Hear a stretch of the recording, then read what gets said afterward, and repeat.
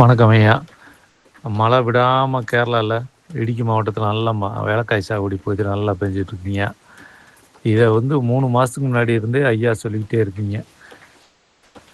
இப்போ எல்லாரும் கேட்குறாங்க, ஐயாட்ட கேளுங்க, மழை எப்போ நமக்கு குறையும், இடையில கேப் எப்போ கிடைக்கும், மருந்து அடிக்கணும், பூச்சிக்கொல்லி அடிக்கணும் அப்படின்னு கேட்குறாங்க ஐயா. ஆனால் மழை எங்களுக்கு தேவையான அளவுக்கு நல்ல மழைங்க, திருப்தியான மழை. ஆனால் எல்லினோ இன்னும் வேடையில் தான் இருக்குங்கிறத சொல்லியிருக்கீங்க. அதுவும் மிகப்பெரிய எங்களுக்கு தகவலுங்க. அதற்கு தகுந்த மாதிரியே நாங்கள் இப்போ வேலைகளை செஞ்சுக்கிறோம்ங்க. மிக்க நன்றி ஐயா. வணக்கம். செல்வகுமாரின் அதிகாலை வானிலை ஆய்வறிக்கை. அதிகாரப்பூர்வ வானிலை அறிக்கைக்கு இந்திய வானிலை ஆராய்ச்சித்துறை அறிக்கையை பார்க்கவும். 2026 ஆகஸ்ட் 7 வெள்ளிக்கிழமை அதிகாலை நிலவர வானிலை பதிவு. தற்பொழுது கேரளாவிலும் தமிழ்நாட்டின் மேற்கு தொடர்ச்சி மலைப்பகுதிகளிலும் நல்ல மழை பெய்து கொண்டிருக்கிறது. வழக்கமாக மாலை இரவில் பெய்யக்கூடிய மழை நேற்றைக்கும் நல்ல மழை பெய்தது. ஒதுக்கி ஒதுக்கி பல மாவட்டங்கள்ல இன்றைக்கு அதை விட கூடுதல் பரப்பில் மழை இருக்கும். 8ஆம் தேதி வரை வலுவாக எதிர்பார்த்த நிலையில 10ஆம் தேதி வரையே வலுவாக இருக்கும். 12ஆம் தேதி வரை தீவிரம் குறைந்திருக்கும். அதற்கு பிறகும் மழை இருந்து கொண்டிருக்கும். வெப்பச்சலன இடிமழை, வெப்பசலன தென்மேற்கு பருவமழையுடன் இணைந்த மழை. கேரளா மற்றும் தமிழ்நாட்டின் மேற்கு தொடர்ச்சி மலைப்பகுதிகளில் பெய்து கொண்டிருக்கூடிய தென்மேற்கு பருவமழை 10ஆம் தேதி வரை இருக்கும். அதற்கு பிறகு கேரளாவில் மட்டும் இருக்கும். 8ஆம் தேதி வரை சாரலை எட்டி கொடுக்கும் வகையில மழை இருக்கும். இப்பொழுது இந்த அறிக்கை பதிவு செய்து கொண்டிருக்கூடிய இந்த அதிகாலை நேரத்துல பாலக்காட்டு கணவாயின் தெற்கு பகுதி, அதாவது மீனாட்சிபுரம், சமத்தூர், அதிலிருந்து முக்கோணம், ஆர்வேலூர் வழியாக சாரல் வலுவாகவே வந்து கொண்டிருக்கிறது. இந்த சாரல் உடுமலைப்பேட்டை, மடத்துக்குளம் வரைக்கும் கூட சென்று தூறல் சாரலை கொடுக்கும் என்று எதிர்பார்க்கப்படுகிறது. இதே போல மேற்கு தொடர்ச்சி மலைப்பகுதிகளிலையும் வால்பாறை, நீலகிரி மாவட்டத்தின் மேற்கு சரிவு, சின்ன கல்லாறு போன்ற பகுதிகளிலையும் நல்ல மழை பெய்து கொண்டிருக்கிறது.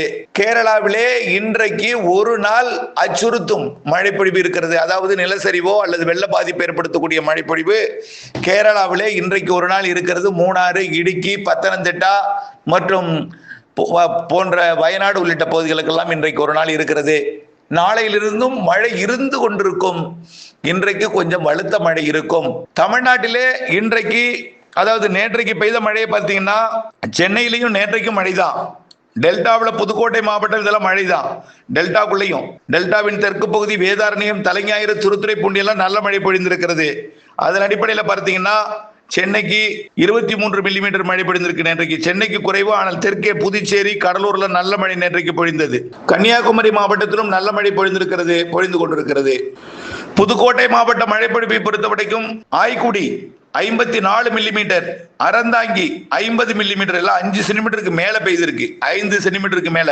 புதுக்கோட்டை 27 மில்லிமீட்டர் பெய்திருக்கிறது. திருமயம் 19 மில்லிமீட்டர், மேலும் Malaiyur 13 millimetre, Nagudi 12 millimetre, Perungalur 11 millimetre, மேலும் ஆலங்குடியில 1 சென்டிமீட்டர் 10 மில்லிமீட்டர் வரைக்கும் பெய்திருக்கிறது. ஆலங்குடி, மேலும் கீழ்நிலை, கரம்பக்குடி, ஆவுடையார் கோவில், அப்படியே கந்தர்வ கோட்டை வரைக்கும் மழை இருந்தது. மணமேல்குடி கடலோரம் வரைக்கும். இதுல அதை தாண்டி தஞ்சாவூர் மாவட்டத்துல நல்ல மழை பொழிந்தது. அதிராமப்பட்டினம், பேராவூரணி பகுதியெல்லாம். வடக்க பாத்தீங்கன்னா இது அப்படியே பேராவூரணில இருந்து வேதாரண்யம் வரைக்கும் மழை பொழிவு கொடுத்தது. தலைஞாயிறு, திருத்துறைப்பூண்டி இதெல்லாமே. அதே போல ராணிப்பேட்டை மாவட்டத்துல பாத்தீங்க பணப்பாக்கம் 23 மில்லிமீட்டர் பெய்திருக்கிறது. மேலும் காவேரி பாக்கம் 20 மில்லிமீட்டர், சோளிங்கர் 10 மில்லிமீட்டர் மழை பொழிவு பொழிந்திருக்கிறது. இன்னும் பல இடங்கள்ல மழை பொழிந்திருக்கிறது. திருவாரூர் மாவட்டம் திருத்துறைப்பூண்டிலே 5 சென்டிமீட்டர் மழை நேற்றைக்கு. திருவாரூர் மாவட்டம் திருத்துறைப்பூண்டி. அதுக்கு முன்னாடி பல கிராமங்கள்ல மழை பொழிந்துதான் திருத்துறைப்பூண்டிக்கு போயிருக்கு. அதுக்கப்புறம் தலைஞாயிறு போய் கொடுத்திருக்குது, வேதாரண்யத்துக்கு கொடுத்திருக்கிறது. ஆக கிராமப்புற மழை பொழிவை விட கிராமப்புறத்துல கொஞ்சம் கூடுதல் மழை பொழிந்திருக்கிறது. திருத்துறைப்பூண்டில 48 மில்லிமீட்டர் பெய்திருக்கு. 5 சென்டிமீட்டர் வரைக்கும் மழை பொழிவு கனமழையாக பொழிந்திருக்கிறது. அதே போல பல பகுதிகள் மழைப்பொழிவு அறிக்கை இன்னும் கிடைக்கப்பெறவில்லை. கிடைக்கப்பெற்றதும் இம்மாலையில நாம் அதை சமர்ப்பிக்கிறேன். வானிலை அமைப்பு, வானிலை அறிக்கைக்குள் போவோம். காற்று சுழற்சி ஆந்திர பிரதேசத்தை ஒட்டி வடக்கு நோக்கி நகர்ந்து கொண்டிருக்கிறது. ஒடிசாவில் போய் அது காற்றழுத்த தாழ்வு பகுதியாகி வட இந்திய நிலப்பகுதிக்குள் நகர்ந்து வட மாநிலங்களுக்கு மழை பொழிவை கொடுக்க போகிறது. இதனைத் தொடர்ந்து அடுத்த காற்றழுத்த 15ஆம் தேதி வாக்குல 15, 16 தேதி வாக்குல வடகிழக்கு மாநிலங்களுக்கெல்லாம் வெள்ளப்பெருக்கு ஏற்படுத்த போகிறது குறித்து வைத்துக் கொள்ளுங்கள். வரக்கூடிய 16ஆம் தேதியிலிருந்து நாம் அடுத்த சுற்று மழைப்பொழிவு வடகிழக்கு மாநிலங்கள், அது தென்சீன கடற்பகுதியிலிருந்து வருகிறது காற்று சுழற்சி. அது அப்படியே எங்கிருந்து வருதுன்னு பாத்தீங்கன்னா ஹாங்காங் ஒட்டிய சீன பகுதி, தெற்கு சீன பகுதியை ஒட்டி அப்படியே வியட்நாம் கம்போடியோட வடக்கு பகுதி வழியாக வடகிழக்கு மாநிலங்களுக்கு நுழைய போகுது. எழுதி வச்சீங்க. அன்றைக்கு ஊடகங்கள் சொல்லுவாங்க அசாமில் இவ்வளவு வெள்ளப்பெருக்கு, பீகார்ல வெறுக்கு, மேற்கு வங்கத்தின் வடக்கு பகுதிக்கு சிக்கிம், பூட்டான் எல்லாம் வெள்ளப்பெருக்கு ஏற்படுத்த போகிறது. மேற்கு வங்கத்தில் இருந்து உள்ளே உத்தரப்பிரதேசத்தோட இமயமலை தொடரை ஒட்டிய பகுதி எல்லாமே வடகிழக்கு மாநிலங்கள் ஒட்டுமொத்தமா வரக்கூடிய 16ஆம் தேதியிலிருந்து 20ஆம் தேதி வரை பாதிக்கும் மழைப்பொழிவு இருக்கிறது அங்கே. அதனை தொடர்ந்து அடுத்து வர்ற நிகழ்வு நேரடியாக வங்கக்கடலுக்கு வரும். சரி, அந்த நிகழ்வு 16ஆம் தேதி மழை நமக்கு தராதா? அந்த வலுவான நிகழ்வு நமக்கு மழை தராதன்னா தரும். 16க்கு மேல் வெப்பசலனத்துடன் கூடிய தென்மேற்கு பருவமழை தமிழ்நாட்டில் கூட்டம். மறுபடியும் பாருங்க, நல்லா புரிஞ்சுங்க. இன்னையிலேருந்து சொல்ல மறந்துட்டேன். இன்றைக்கு மழை பிடிப்பு எங்கெல்லாம் கொடுக்குன்னு பார்ப்போம். அதுக்கப்புறம் அடுத்தடுத்த நாட்களை பார்ப்போம். தமிழ்நாட்டை பொறுத்த வரைக்கும் இப்போ இது எதுக்கு சொன்னா, வடகிழக்கு மாநிலங்களுக்கு அச்சுறுத்தல் இருக்கிறது. வெள்ளப்பெருக்கு இந்த ஜூன் ஜூலைல இல்லாத அளவிற்கு வெள்ளப்பெருக்கு ஏற்படுத்த போகிறது. 16ஆம் தேதிக்கு மேல வடகிழக்கு மாநில பகுதிகளுக்கும் மேற்கு வங்கத்தின் வடக்கு பகுதி, பீகார், ஜார்க்கண்ட் மற்றும் அப்படியே பார்த்தீங்கன்னா இமயமலை ஒட்டிய உத்தரப்பிரதேச பகுதி எல்லாமே, அருணாச்சல பிரதேசத்தில் இருந்து டெல்லி வரைக்கும் நல்ல அதிக மழை பொழிவு கொடுக்க போது 16ஆம் தேதிக்கு மேல.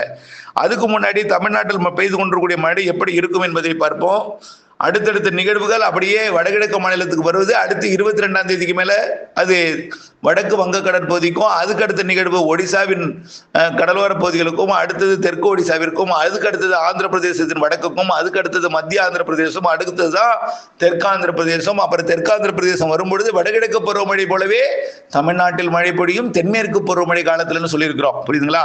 இதுல இன்றைக்கு மழை எப்படி இருக்குங்கிறத பார்ப்போம். இப்பொழுது பாலக்காட்டு கணவாயில நுழைந்து கொண்டிருக்கூடிய சாரல் ஒரு 9 மணி வரைக்கும் தான் இருக்கும். முக்கோணம், ஆர்வேலூர், அதை தாண்டி உடுமலைப்பேட்டை, மடத்துக்குளம் வரைக்கும் சென்று கொண்டிருக்கூடிய சாரல் சமத்தூருக்கும் தெற்கே வலுவாக விழுந்து கொண்டிருக்கிறது. மீனாட்சிபுரம்லாம், அங்கலக்குறிச்சி மற்றும் ஆழியார் பகுதி, மலை பகுதிகளில் வால்பாறை பகுதி, அதே போல நீலகிரி மாவட்டத்தோட மேற்கு சரிவு அட்டப்பாடி பகுதி, அதே போல சிறுவாணி அணைக்கட்டு பகுதி, இன்னும் பார்த்தீங்கன்னா மேட்டுப்பாளையத்துக்கு மேற்கே இருக்கக்கூடிய கேரள பகுதி, அதாவது பில்லூர் அணைக்கட்டுக்கு நீர் தரக்கூடிய கேரள பகுதி, அப்புறம் பார்த்தீங்கன்னா இடுக்கி அணைக்கட்டு பகுதி, மறையூர் பகுதி, குறிப்பாக அமராவதி நீர்பிடிப்பு பகுதி, இடுக்கி அணைக்கட்டு, அதே போல முல்லை பெரியார் அணைக்கட்டு பகுதி, பத்தனந்திட்டா, இடுக்கி, மூணாறு உள்ளிட்ட பகுதிகள் எல்லாம் அதிக மழைப்பொழிவை கொடுத்து கொண்டிருக்கு. இப்போ இந்த நிலையில இன்றைக்கு மதியத்துக்கு மேல தமிழ்நாட்டிலே வெப்பசலன இடிமழை பொழிவு மதியத்திற்கு மேல மாலை தொடங்கி இன்றைக்கு மாலை தமிழ்நாட்டில் உள் மாவட்டங்கள்ல ஆங்காங்கே, அதாவது மதுரை இங்க போன்ற பகுதிகளில் தொடங்கும். அதே நேரத்தில் இன்றைக்கு குறித்து வைத்துக் கொள்ளுங்கள், கரூர், ஈரோடு இன்றைக்கு மாலை மழை எதிர்பார்க்கக்கூடிய இடம் ஈரோடு மாவட்டத்தில் ஆங்காங்கே, கரூர் மாவட்டத்தின் வடக்கு பகுதிகள், வடக்கு பகுதி, அதாவது காவிரி கரையோர பகுதி, கரூர் மாநகரம் உட்பட, அதே போல நாமக்கல், சேலம், கிருஷ்ணகிரி, தர்மபுரி, ஈரோடு மாவட்டத்தில் ஆங்காங்கே மழைப்பொழிவை கொடுத்து கொண்டே அப்படியே பார்த்தீங்கன்னா அது கிருஷ்ணகிரி, தர்மபுரி, சேலம், நாமக்கல் மழை, திருவண்ணாமலை, திருப்பத்தூர், அப்படியே கல்வராயன் மலையை தாண்டி கள்ளக்குறிச்சி, கடலூர் மற்றும் பெரம்பலூர், திருச்சி மாவட்டத்தின் பகுதிகள் இங்கெல்லாம் மழைப்பொழிவை கொடுத்து கொண்டு அப்படியே பார்த்தீங்கன்னா வங்க கடலோரம் டெல்டா மாவட்டங்களுக்கும் கடலூர் மாவட்டத்திற்கும், அதாவது புதுக்கோட்டை, மதுரை மாவட்டத்திலிருந்து சிவகங்கை, புதுக்கோட்டை மாவட்டத்திற்கும், திருச்சி மாவட்டத்திலிருந்து தஞ்சாவூர் மற்றும் திருவாரூர், நாகப்பட்டினம் மாவட்டத்திற்கும், வேதாரண்யம் உட்பட இன்றைக்கு மழை இருக்குங்க.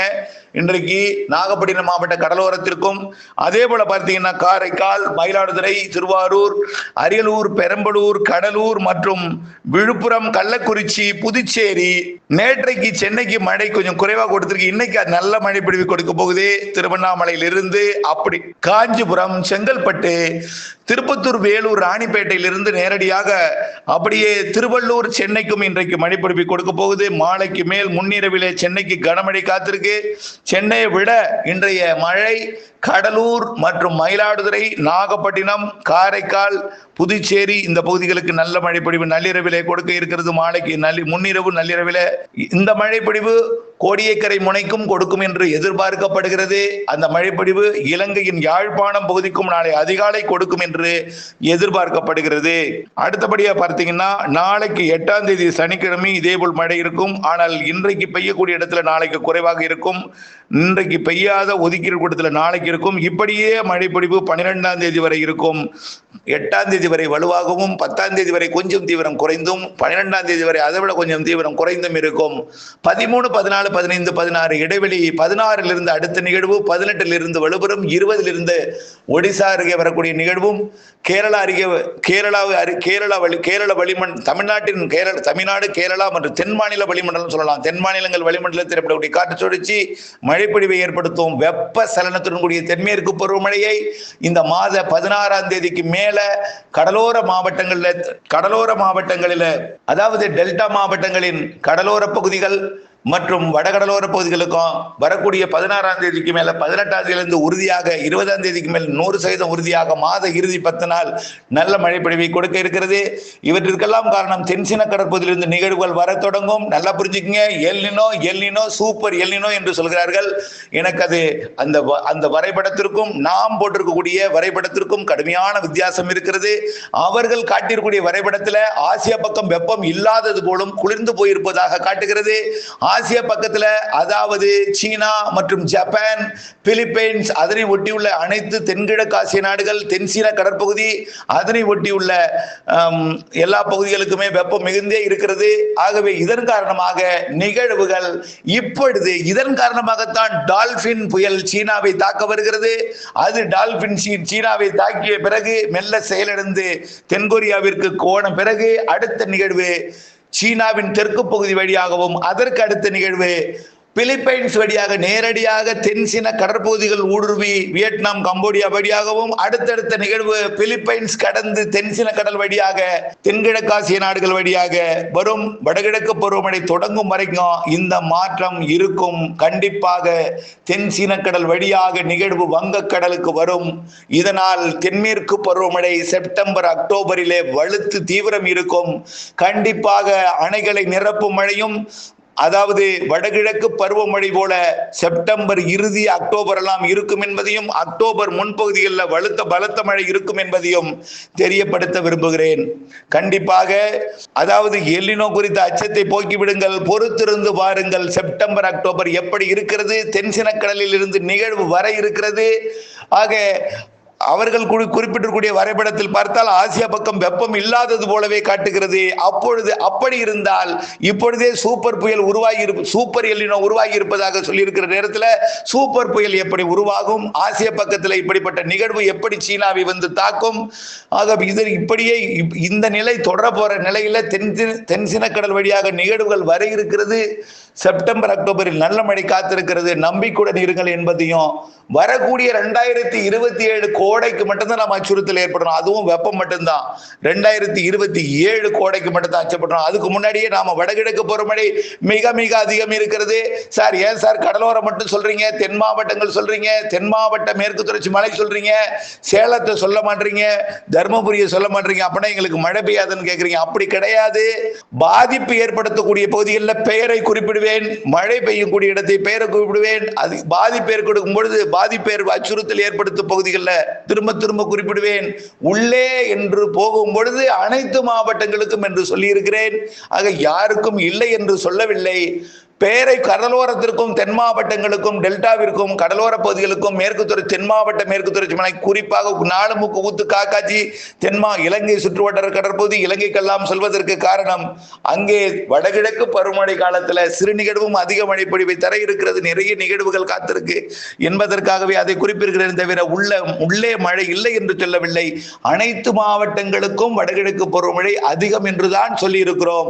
ஊர் பெயரை குறிப்பிடுவதற்கு காரணம் அங்கே அச்சுறுத்தல் என்பதற்காக குறிப்பிடுகிறேன் என்பதை நீங்கள் புரிந்து கொள்ள வேண்டும். தயவு செய்து புரிந்து கொண்டு மனக்குழப்பங்களை தவிர்த்து கொண்டு தொடர்ந்து வானிலை அப்டேட்ஸோட இணைந்திருக்க வேண்டும். இலங்கையில பார்த்தீங்கன்னா இலங்கையில ஒரு பக்கம் சொல்றாங்க, ஒரு பக்கம் மழை பெய்யுது, ஒரு பக்கம் வறட்சிங்கிறாங்க.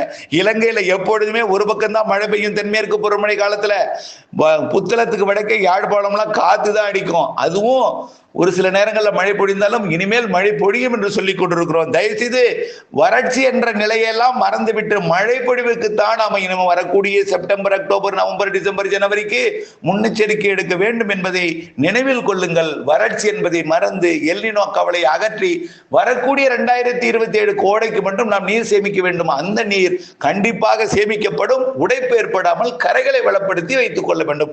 அதுதான் நாம கேட்டுக்கொள்கிறோம். இணைந்தே இருங்கள் அப்டேட்ஸுடன். நன்றி.